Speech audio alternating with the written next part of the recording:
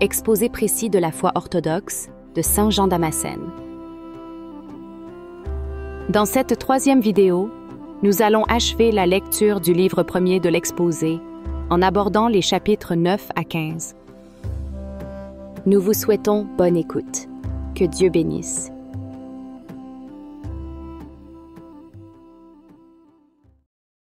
Chapitre 9.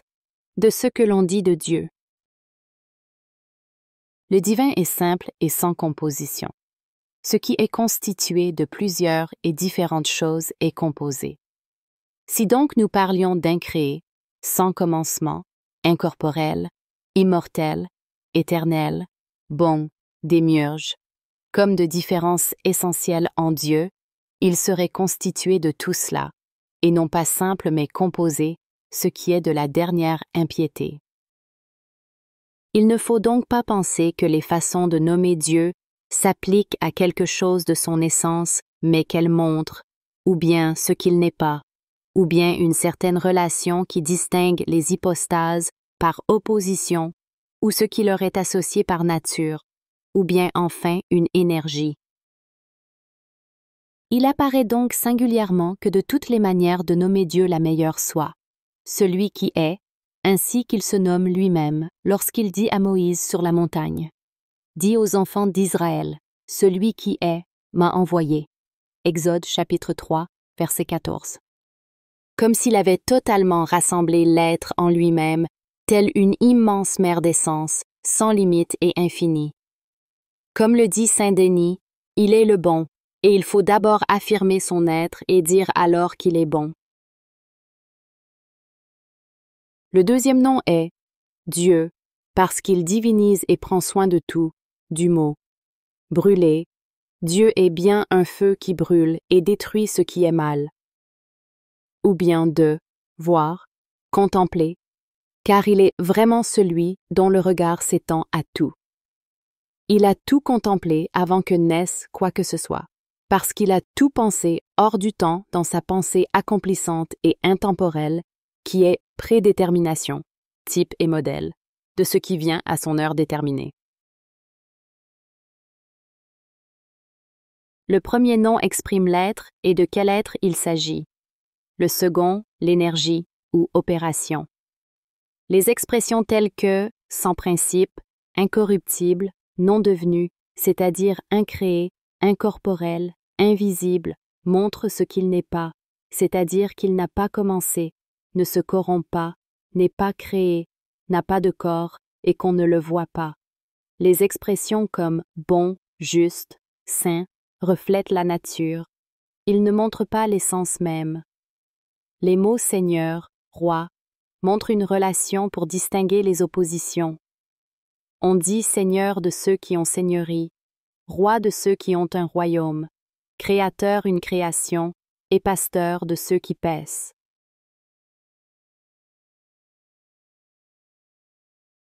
Chapitre 10.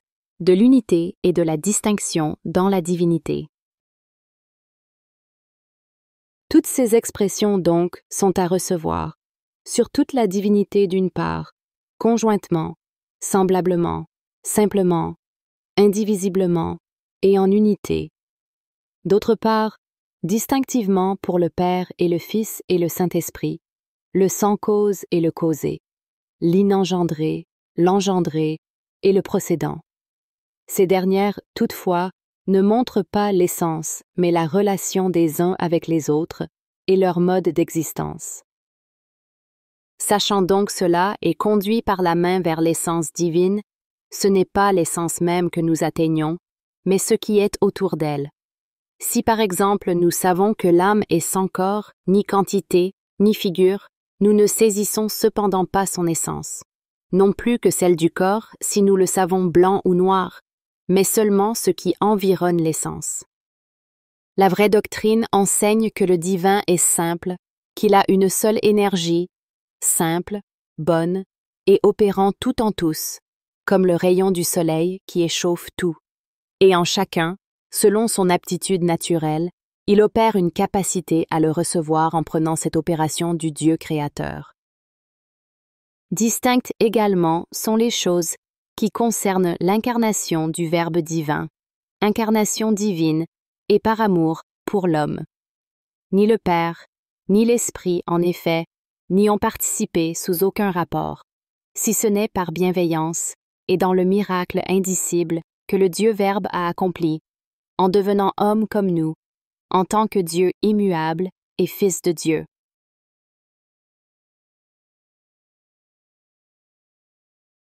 Chapitre 11. Des expressions sur Dieu en mode corporel.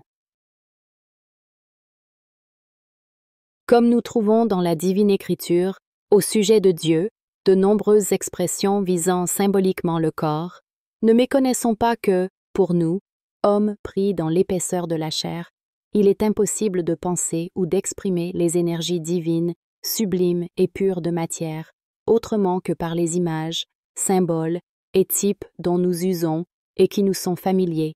Tout ce qui est dit corporellement de Dieu est symbolique. Elles ont une signification bien au-dessus de ces derniers, car le divin est simple et sans figure. Ainsi, par les yeux de Dieu, ses paupières, son regard, nous entendons sa puissance à tout pénétrer et l'infaillibilité de sa connaissance, pour approcher par le moyen de ce sens d'une connaissance plus parfaite et de la certitude. L'oreille, l'ouïe sont la faveur et l'accueil qu'il accorde à notre prière. Nous-mêmes, n'est-ce pas par ce sens que nous devenons favorables à ceux qui nous adressent une demande, et que nous inclinons mieux vers eux notre oreille? Sa bouche et sa parole sont la manifestation de son conseil, car par bouche et parole nous entendons les pensées du cœur. La nourriture, la boisson, c'est le concours que nous apportons à sa volonté. Nous-mêmes, par le sens du goût, n'accédons-nous pas à la demande de la nature?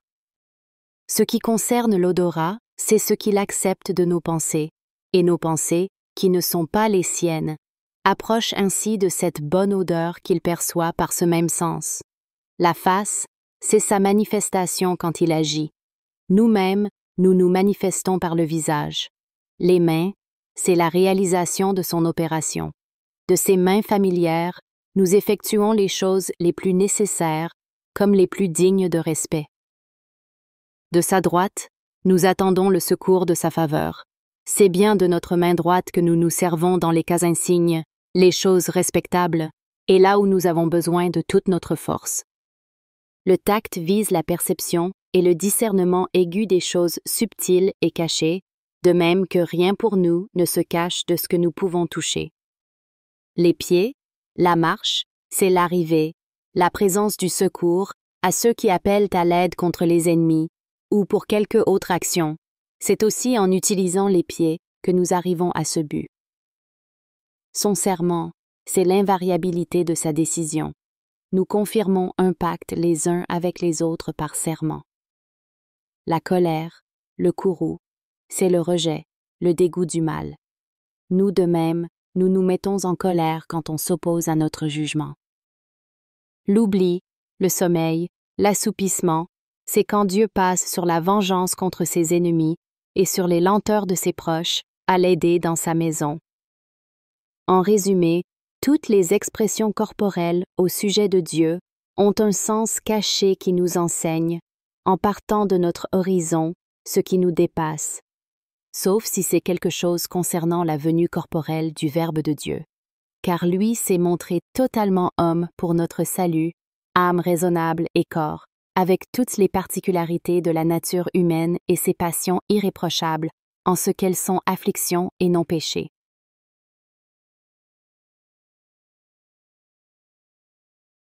Chapitre 12. Même sujet. Voici encore d'autres dits de Dieu venus par réminiscence des logias sacrés, comme dit le divin Denis l'Aréopagite. Dieu est cause et principe de tout, essence des êtres, vie des vivants, raison des êtres raisonnables, intellect des intelligents, vocation et relèvement de ceux qui sont tombés, renouvellement et conversion des corrompus, stabilisateur saint des agités de la vie profane, fermeté de ceux qui tiennent debout, chemin vers les hauteurs pour ceux qui le suivent, tenu par sa main, et, ajouterai-je, Père de ceux qu'il a fait. Car d'abord, notre Dieu est Père qui amène les êtres du non-être. ainsi que ceux qui nous ont donné le jour, et ont reçu de lui d'être et d'engendrer. Il est pour ceux qui le suivent le pasteur qui leur trouve pâture, la clarté des illuminés. Il est la plénitude de la perfection pour ceux qui la recherchent, la théarchie de ceux qui se déifient, la paix de ceux qui s'opposent, la simplicité des simples, l'unité de ceux qui s'unissent, le principe de toute suressence comme principe au-dessus de tout principe, transmission excellente de ce qui est caché, c'est-à-dire de sa connaissance à chacun, selon ce qu'il est juste et possible d'atteindre. Chapitre 13. Quelques précisions supplémentaires sur les noms divins. Le divin, étant insaisissable, sera toujours inexprimable.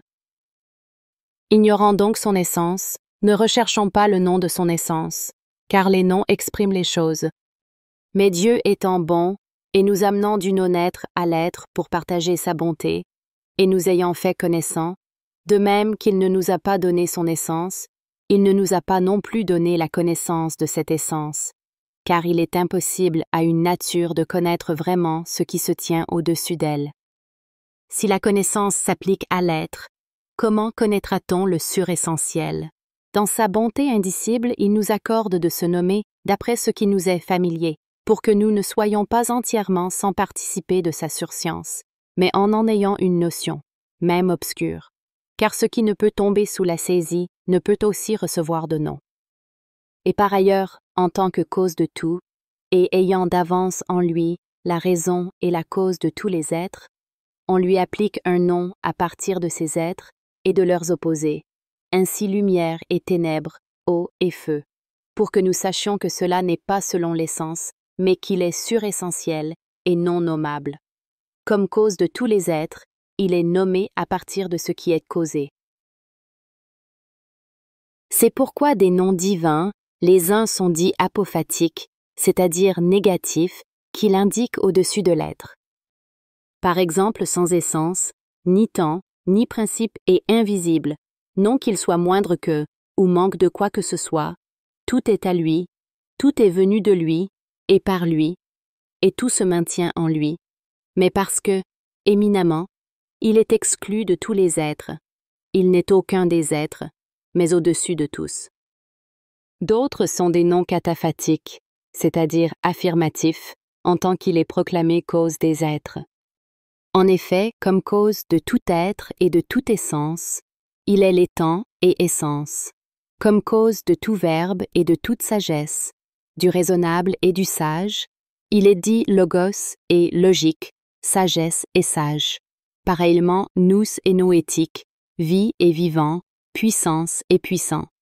De même, pour le reste, on le nomme surtout avec ce qui est le plus digne et le plus proche de lui. L'immatériel est plus respectable que le matériel, le pur que le souillé, et le saint que le profane, et s'en rapproche davantage. C'est ainsi que lui conviennent mieux les noms de lumière et de soleil que ténèbres, de jour que de nuit, de vie que de mort, de feu, de pneuma, et d'eau qui sont vivants, que de terre, et par-dessus tout de bonté que de malice, ou pour dire la même chose, ce qui est que ce qui n'est pas. Car la bonté est l'existence et la cause de l'existence. Le mal, c'est la privation du bien, c'est-à-dire de l'existence. Voilà pour les nominations négatives et affirmatives. Le rattachement des unes aux autres est très goûté, comme essence suressentielle, divinité surdivine, principe au-dessus de tout principe, etc. Il va aussi quelques expressions négatives qui ont cependant valeur d'affirmation plus éminente. Ainsi ténèbres, non que Dieu soit ténèbres, mais parce qu'il est non pas lumière, mais au-dessus de la lumière. Dieu donc est appelé intelligence, raison, pneuma, sagesse et puissance, en tant que leur cause à tous, immatériel, créateur et tout-puissant.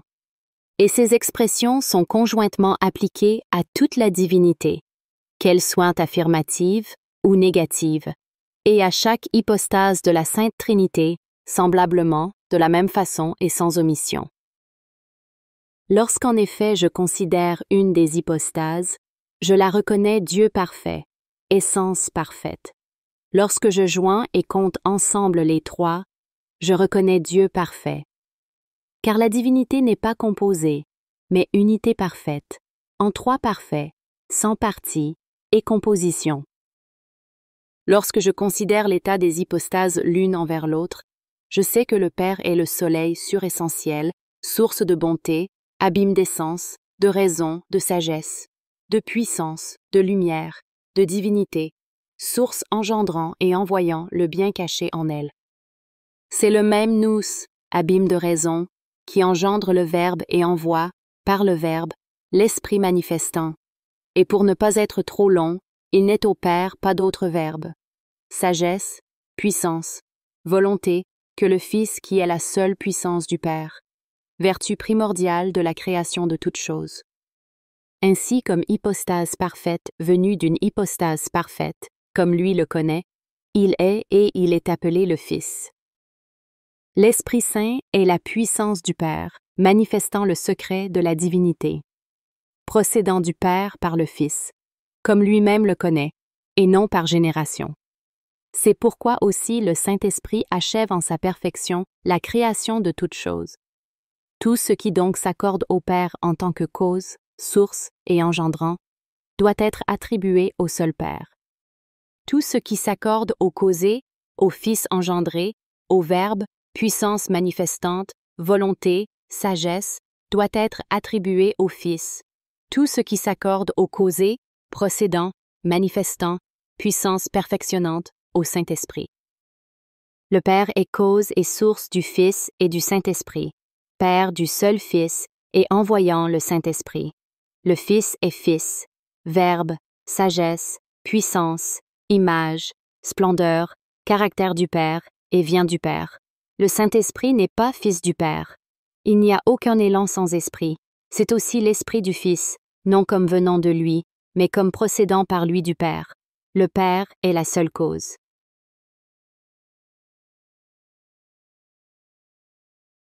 Chapitre 14. Du lieu de Dieu et que Dieu seul est incirconscriptible. Le lieu d'un corps est la limite du contenant, selon la notion de contenant et de contenu. Ainsi l'air contient, le corps est contenu.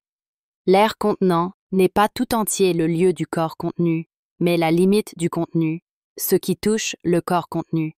Ce qui contient n'est pas du tout dans ce qui est contenu. Il y a aussi un lieu noétique où l'on pense, où est la nature noétique et incorporelle. Là où elle est présente et opère, elle n'est pas contenue corporellement, mais noétiquement, car elle n'a pas de figure pour être figurée corporellement. Dieu est immatériel et incirconscriptible. Il n'est donc pas dans un lieu. Lui-même est son propre lieu, remplissant tout, étant au-dessus de tout, et enfermant tout. On dit pourtant qu'il est en un lieu, appelé le lieu de Dieu, d'où son opération se manifeste. Car il se répand à travers tout sans se mêler et transmet à tous son énergie, selon l'aptitude et la capacité de chacun à le recevoir. J'entends la pureté naturelle et le libre choix de chacun. Car l'immatériel est plus pur que le matériel et le vertueux que le soumis au vice. C'est cela qu'on appelle donc lieu de Dieu, ce qui a le plus part à son énergie et à sa grâce. C'est pourquoi le ciel est son trône, car y sont les anges faisant sa volonté et lui rendant gloire sans fin. C'est là qu'est son repos, et la terre est son marchepied, car c'est en elle que par la chair il s'est rendu familier aux hommes. Sa chair sainte est appelée le pied de Dieu. L'Église aussi est appelée lieu de Dieu, celui où gloire lui est rendue, comme une enceinte que nous établirions pour nous entretenir avec lui. De même, les endroits où se manifeste son opération, soit dans la chair, soit incorporellement, sont dits lieux de Dieu. Il faut savoir que Dieu est sans partie, entièrement et totalement partout. Il n'est pas séparé, une partie dans une partie, à la manière d'un corps, mais il est tout en tous et au-dessus du tout. Note marginale. Du lieu de l'ange et de l'âme et de ce que l'on en peut circonscrire. L'ange, à la manière du corps, est contenu en un lieu, en sorte qu'il a figure et forme. De même, on le dit en un lieu parce qu'il intervient et opère noétiquement selon sa nature et qu'il n'est que là où l'on peut le discerner noétiquement et où il opère, car il ne peut pas opérer au même instant en divers endroits. À Dieu seul il appartient d'opérer en même temps en tout lieu. L'ange, qui par nature est capable de se déplacer instantanément, opère en des lieux différents, mais le divin, qui est partout et au-dessus de tout, opère en même temps en tout lieu son opération simple et unique. L'âme, elle, est liée au corps, à tout le corps, et non partie à partie. Elle n'est pas contenue par lui, c'est elle qui le contient, comme un feu contient du fer. C'est en lui qu'elle opère ses propres fonctions. Est circonscrit, en effet, ce qui peut être saisi dans l'espace, le temps ou l'intelligence. Incirconscrit, ce qui n'est contenu ni par l'un ni par l'autre. Seul est donc incernable le divin, parce que sans commencement, sans fin, contenant tout et contenu par nulle intelligence. Car n'est insaisissable, indéterminable et inconnaissable par nul être, cela seul qui n'est visible que par soi-même. L'ange peut être circonscrit dans le temps, puisqu'il a commencé dans l'être, et dans un lieu, même si c'est spirituellement, comme nous disions, et par une saisie intellectuelle. Ils ont une certaine connaissance les uns des autres, et leurs lumières sont fixées par le Créateur. Quant au corps, on peut les circonscrire dans leur commencement, leur fin, leur saisie intellectuelle. Notes diverses rassemblées sur Dieu, Père et Fils et Saint-Esprit, du Verbe et de l'Esprit. Le divin est entièrement immuable et inchangeable. Toute chose, en effet, qui ne dépend pas de nous, est déjà définie dans sa prescience, chacune dans son occasion et en son lieu. C'est d'après cela que le Père ne juge pas. Il a remis le jugement tout entier au Fils, car le Père a jugé déjà, à l'évidence, comme Dieu, avec le Fils et le Saint-Esprit. Mais ce Fils est descendu comme un homme corporellement, et il siège sur le trône de gloire. Sa descente et ce siège sont ceux d'un corps que l'on peut circonscrire, et il juge toute l'oïkouménée. Toutes choses sont distinctes de Dieu, non par lieu mais par nature. Pour nous, l'intelligence, la sagesse, le conseil nous arrivent comme un état, et il s'éloigne. Il n'en est pas ainsi pour Dieu. Pour lui, rien n'arrive ou ne s'en va, car il est sans changement et immuable, et on ne saurait parler d'accident en lui. Le bien va avec l'essence. Celui qui constamment aspire à Dieu le voit, car Dieu est en tous. Les choses qui sont suspendues à l'être, et rien ne peut être qui n'ait l'être en celui qui est. Dieu est entièrement présent en tous en tant que soutenant leur nature. Et le Dieu Verbe s'est uni à sa chair sacrée par hypostase, et il s'est mêlé à notre nature sans confusion.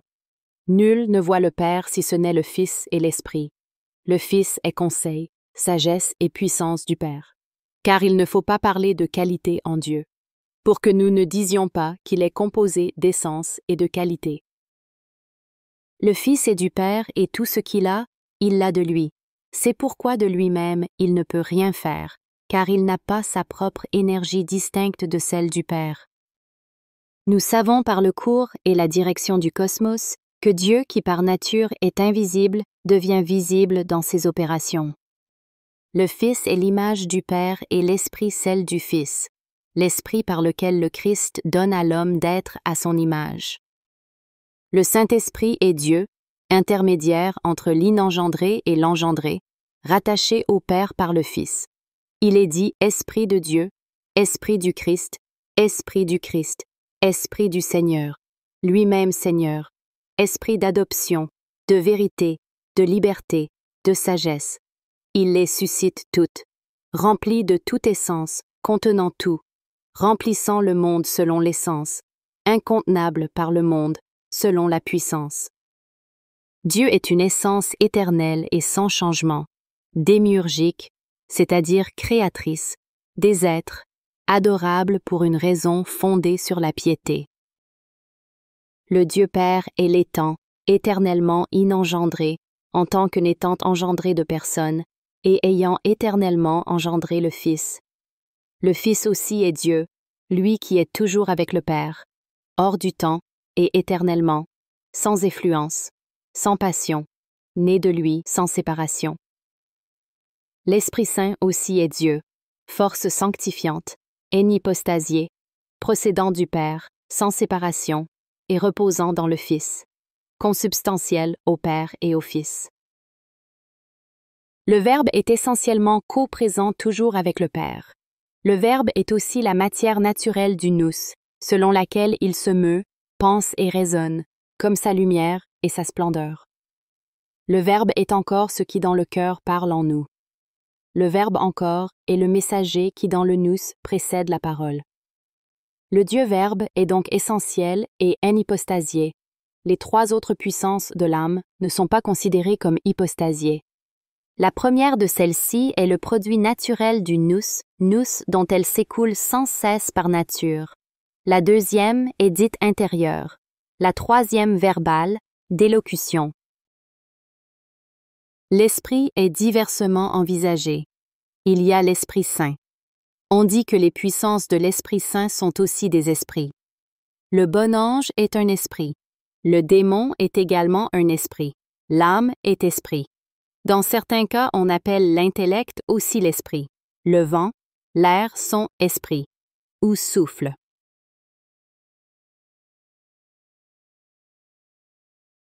Chapitre 15. Propriété de la nature divine.